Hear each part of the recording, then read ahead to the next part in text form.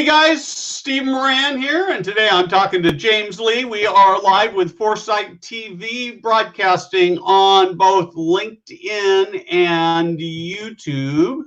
And we thought we had one more guest coming, but he has that probably had something show up, and so that happens sometimes. And James and I have been connected for a long time on LinkedIn, and we've actually never had a conversation until just a couple of weeks ago. And we got on a 15-minute call that turned into a 45-minute call or something, and we just really hit it off. So, James, let's actually start by having you do a little bit of description of who you are and what you do and what your passion is.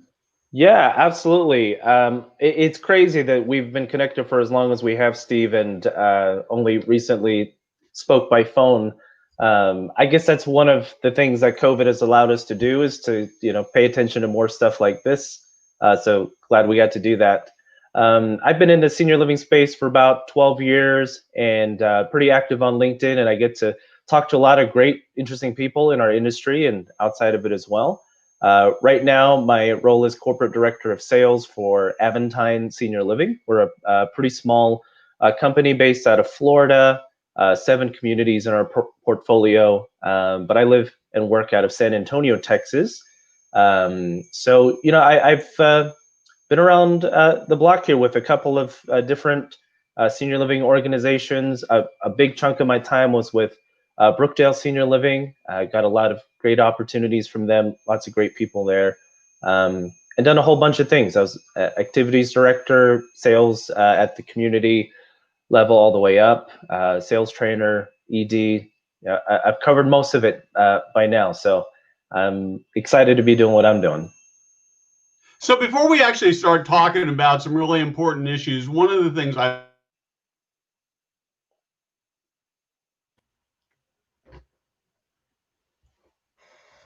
So did I freeze or did you freeze? I don't know. I can hear you, so maybe it's me. Okay. But how did you get into? Can you hear me now? I can. Yep. Am I there?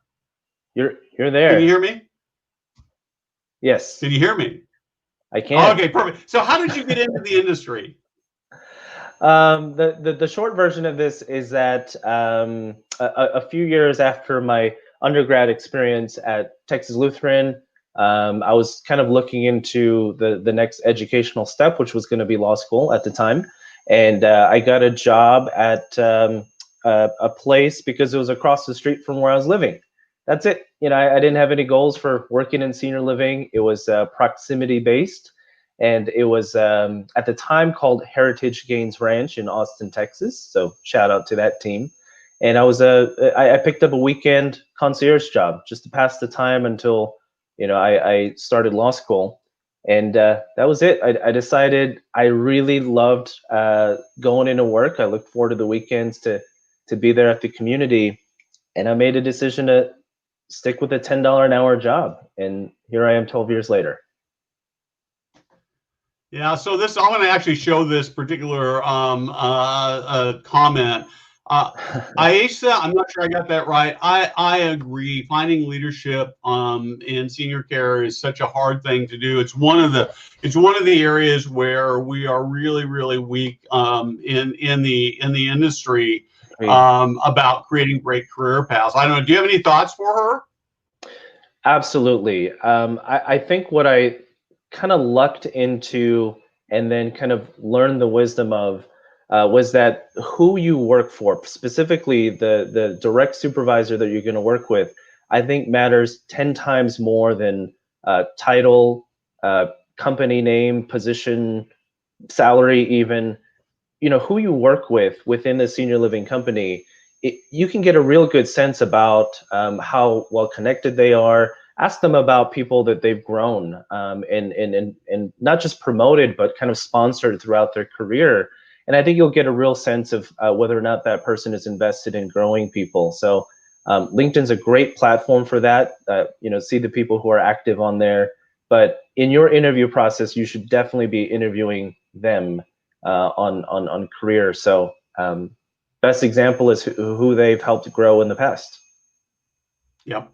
That's great. I really I like that a lot. I think that The biggest thing for me is you've just got to be talking to lots and lots of people. So I would suggest that just a couple of paths for you is, make sure that you're connected on LinkedIn with as many people, that you get involved in conversations on LinkedIn where people get to know who you are and meet you. And the other thing I would sort of give my own personal plug for is we have a great leadership Facebook group that's got about 3,200 members on it called Senior Living Leadership.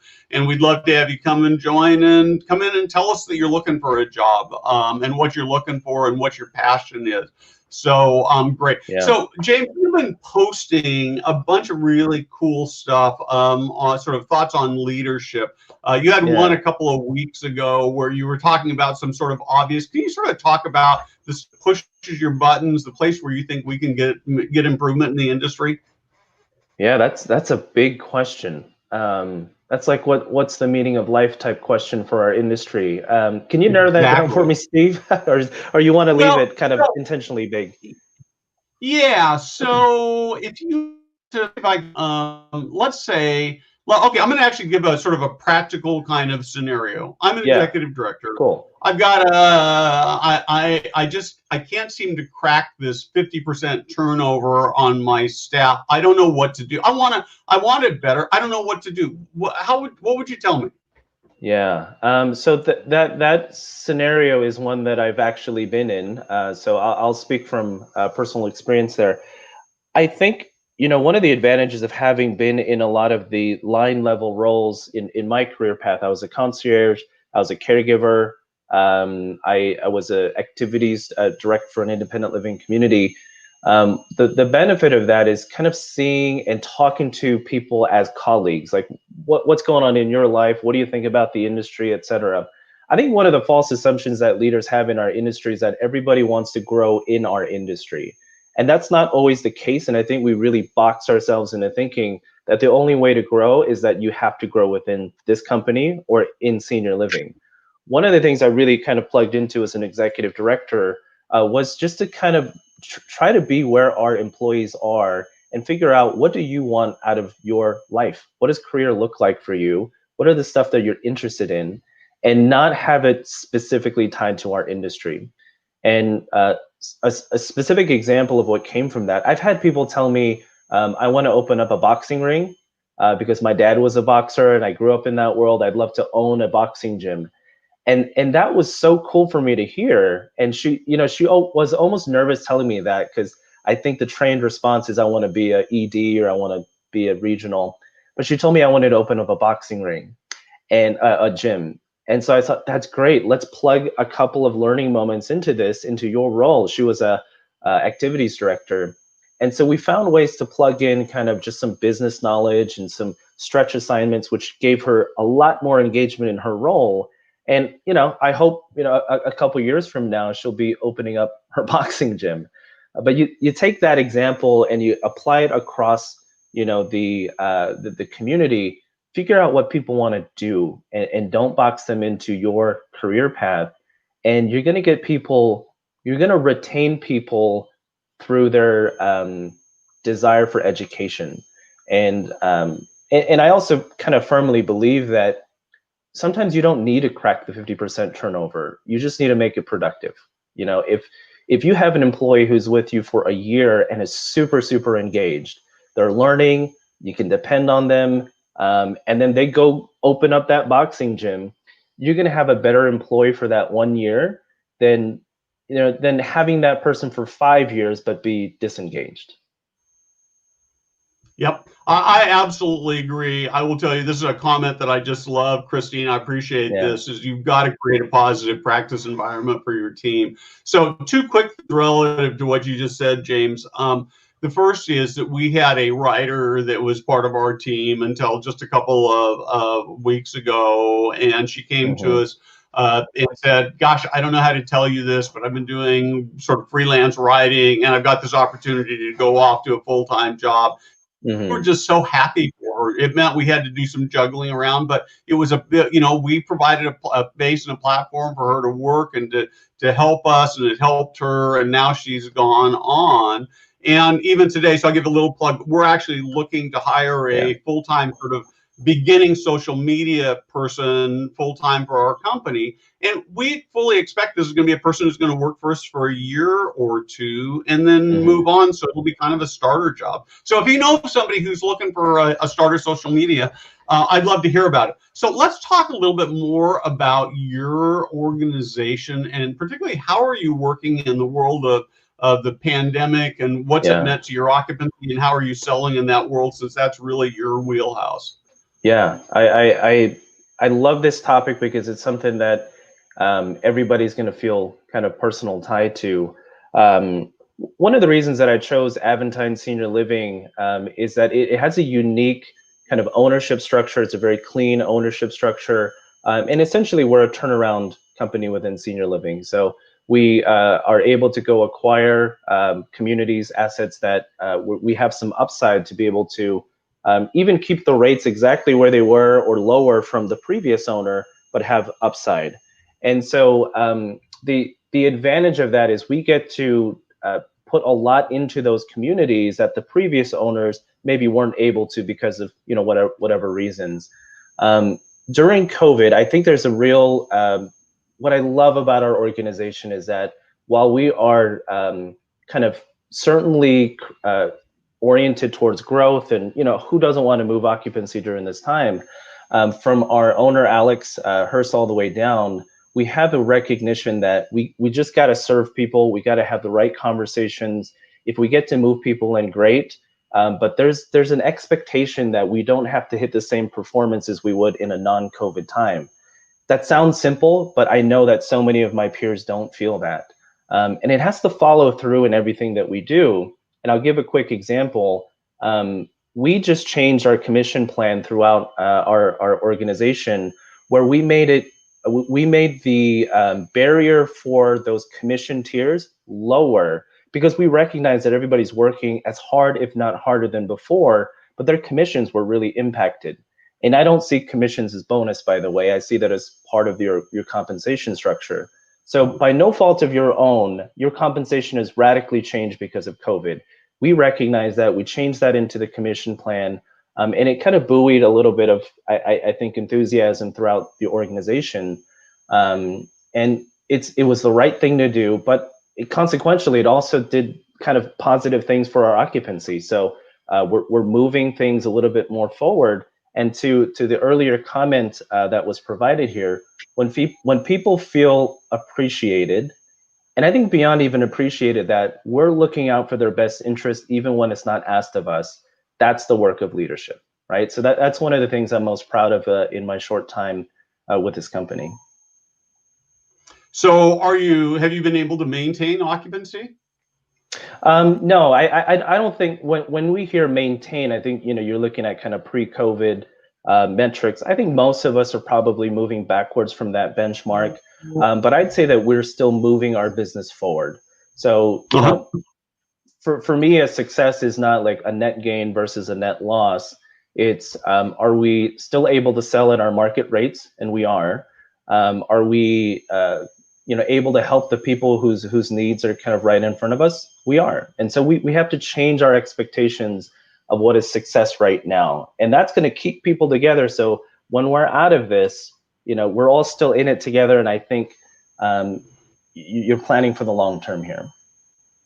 Well, I love what you've done with the commissions. A couple of weeks ago, I've got, over the course of, I think, 3 days, 2 or 3 emails through LinkedIn from salespeople who were just, the messages broke my heart, because these were people who were just being pounded on by their leadership for not having more move-ins when they didn't have the leads and they had all the COVID-related restrictions.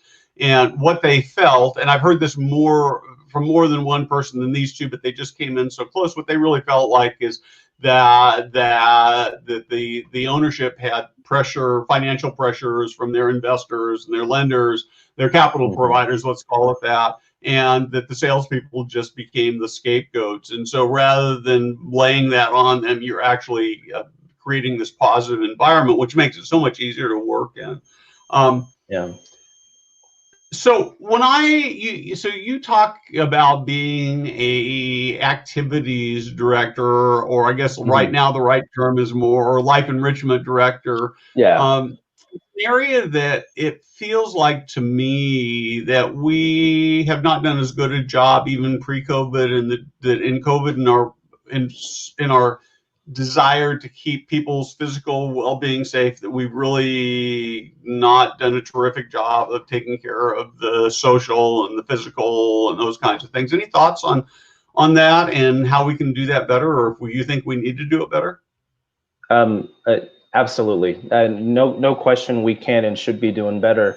Um, there's a lot of topics here, I think, that kind of come together in this one seemingly innocuous topic of life enrichment in our communities. I think it is the thing that our industry should be touting as our value add to seniors. We become very care focused, that's the thing that we provide, and that's our value proposition. I think when you think of overall wellness, you got to include, all of the things that we talk about in our programming and life enrichment of social well-being and emotional well-being and psychological well-being. And that's the thing that we do better than any home care agency could, or anything that you could do on your own. You can bring care in, you can get rides to where you need to be, but the socialization and the connectivity of our communities, that's the thing that is our secret sauce. And unfortunately, I think most of our industry treats it as a second tier, third tier kind of offering. And one of the best ways to kind of illustrate that is, where your budget goes shows your priority. And I can tell you, as a life enrichment director, we were the last to we were always scratching for budget. And if you've been in this world before as a life enrichment director, you know that the sales director was your best friend, because that's who you went to for a little bit of extra budget, right? So during COVID, we got to pivot to how are we helping people stay connected in an extreme scenario of kind of social confines. And if we can figure that out, and then post COVID just kind of grow that kind of philosophy from there, I think this is the time that we have to figure that out. And we got to just internally make that commitment when we're out of COVID, that the priority remains on the social connectivity. That is the value of what we do. It's the first thing we do. It's not, I don't think it's care. It's actually the social connections.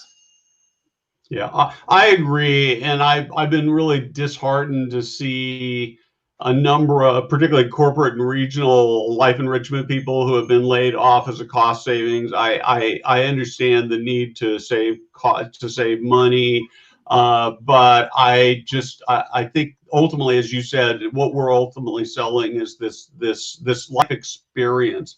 So a week or 10 days ago, I published an article where I suggested that one of the ways we could make senior living a lot better would be that we needed a prominent spokesperson out there to be talking about senior living. And I suggested somebody who was an old rocker, like a Mick Jagger or somebody, right?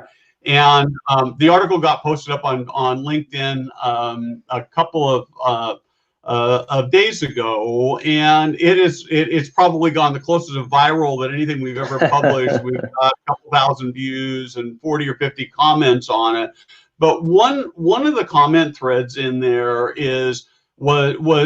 came from Dan Hudson, who I just have tremendous respect for, and he says, we don't really need a better spokesman. What we really need is a better model of providing senior living. And the reason we struggle is because we need to rethink how we do it. And I'm just wondering what your thoughts are on that. Yeah, I love that thought. I might stretch it, one step further, that we don't need a better spokesperson, we need a better message. When we have the right message, the spokesperson just kind of comes, right? And we have hundreds of thousands of spokespeople if we have the right message. And so, I think this kind of reputation that we have of being kind of lumped in together with nursing homes and all of the kind of connotation of that, and unfortunately the negative connotation of taking care of seniors, man, there's a reason that narrative is out there. I mean, look at our marketing collateral. You know, they're like in most brochures and most flyers, you see, you know, those stock photos of seniors smiling off in the distance, sitting on a bench. And Yeah. you got to ask, like, do seniors see themselves that way? You know, and I think even though that's the safe imagery, that's the wrong message. You know, it's almost like we're almost inviting all of those stereotypes. Okay, so John Gonzalez, and this is actually such a great question. I'm going to throw it at you. So, what is the message? Oh, I like that, John. You know, I think the message of senior living where we are is that we're not a housing model. We're not even a care model. What we are is that I think seniors are kind of marginalized in our society. We package up our goods and we say, hey, here it is for seniors. We got to put seniors back in the driver's seat of their own lives. And senior living is just the kind of agent of that change. Like we think that we've got it all figured out. Let's package it together. Let's put a price on it, and seniors will want this thing. But you know, the message has to be that we want to enable what you want for your life. And I think our communities would be different if we consulted seniors along in that process. And look, the massive thing that we know that's coming up is people that are, you know, our baby boomers coming up. They probably don't want to live in the model that we've tried to perfect here.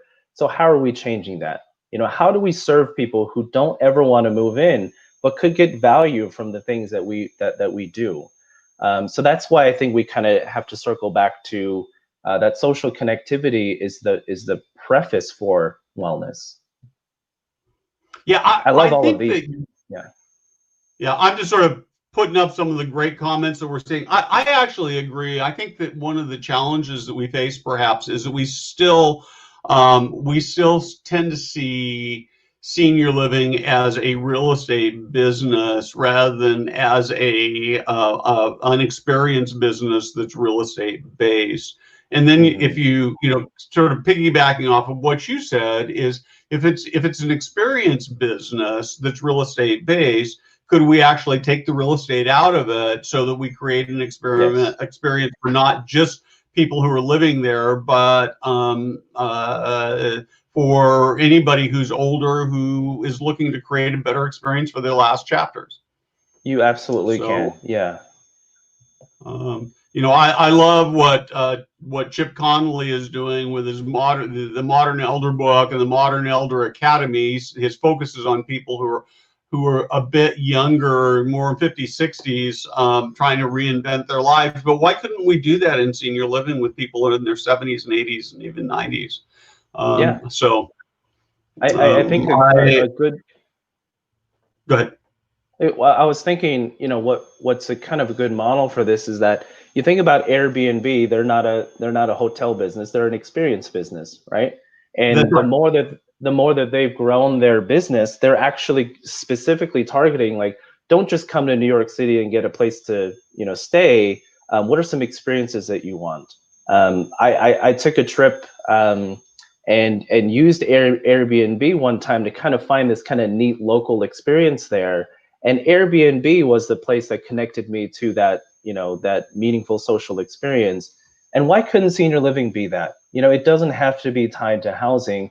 I think in the future, housing will be a secondary or even tertiary thing that we offer. But we can get there now. We can help people stay connected. That word agent that I used, you know, what if we were the people who went to like Gold's Gym? Like, they're not thinking about how to serve seniors. Well, why don't we help you do that? Why don't we help you come up with those things? I think that is a part of this senior living future, is that we become kind of the facilitators of all of that wellness. Yeah, I've got an article that somebody submitted to me from a reader, and he talked about how he took this old kind of dumpy building and that had terrible occupancy, and it turned out they were right next to a YMCA, and so they worked on a whole bunch of programs. They were able to get rid of their gym because they made the YMCA gym available to the residents. Yeah. and the YMCA was actually sending young people over, so they were doing intergenerational programming. And so you're exactly right. That when you broaden your thinking, you can really do amazing things. And so Jack's right. Life empowerment instead of life Love that. enrichment. So Love that. respect instead of humoring. So I love that. So so do you have? I'm always looking for, and I should have probably prepped you that I was going to ask you this question. And so if you don't have any at the top of your head, it's fine. But do you have a story that you can tell us about how your community, either your organization you're with now or in your past life, where because of the fact that your community was there, that you transformed the life of a resident or a team member or even a family member? Hmm. I'm sure there's hundreds. I know it was unfair to put you on the spot there, so No, I do have a story. I don't know if it exactly answers your question, but it's the story that came to mind when you asked the question. There was a resident. This was when I was an executive director, so not that long ago. There was a resident in our memory care who was passing away. She was in the advanced stages of Alzheimer's, and so at the time, when she was passing away, she had very limited kind of functions going on. And so I went into her apartment. There were two phrases that she was saying at that time. There was only two phrases that she was saying. One of them was "help me," and the other one was "I love you." So help me. And we know this about Alzheimer's and dementia, that it's not specifically the words that you're using, but maybe "help me" was just kind of the prompt to like get somebody to come visit with her. So she would say "help me," and then I'd go over to her and I'd take her hand in my hand, and with her eyes closed, I'd say, "What do you need?" and she said, "I love you." And she didn't know who I was. Her eyes weren't open. She didn't recognize the relationship. But what was so profound to me about that is that in her last moment of life, even at the end stage of Alzheimer's, the thing that she needed help with was that she needed to express love to somebody one last time. I mean, how amazing is that? And when you ask me, like, have we changed somebody's life? Have we changed a family member's life? I think about a quiet change like that for this particular resident, who I'll never forget. We changed her life through one of the most, horrific disease processes that we know of, but she felt love. She felt the ability to express what she wanted to, within the last couple of hours of her life. And it gives me chills each time I kind of think about that story, because we did change her life. It wasn't a notable PR story. There weren't lots of family members and staff around. It was a private moment between her and I. But if you ask me, do we get to change people's lives? Yeah, absolutely. I think there's millions of those moments. So James, I cannot tell you. I get sort of chills listening to you tell that story. I worry a lot that the reason we don't have more stories is we want them to be somehow huge stories. And I've got some of those, and I tell somebody that I tell them, but those little stories are so profound. Not in the senior living care, but I teach a bunch of 5th grade kids at my church every week. And this after the class was over, this happened about a year ago. After the class came, this one kid came over to me, and I'd given him a Walmart gift card that had some random amount of money between $1 and $20 on it. And he came up to me and he said, "So how much money is on this card?" And it was kind of a weird question, because I talked about what it was a lot, right? And I answered that. And I told him what it was, and honestly, most leaders would have just answered it and gone off. But I stopped and I thought, there must be something more there. And I said, "Well, why do you ask?" And he said, "Well, actually, I wanted to tell you that this is actually going to be my last week in the class, because I'm moving from my mom to my dad's house across the country, so I won't be here anymore." And it was a tiny little thing, right? But if I hadn't taken the time to pay attention, because the thing he was really saying to me was, you made a difference in my life, and you made enough of a difference in my life that I want you to know that I'm not going to be here. And I think that we need to be looking for those moments, those little moments, and remembering those, and they're the things that keep us going, right? Yeah, yeah. So.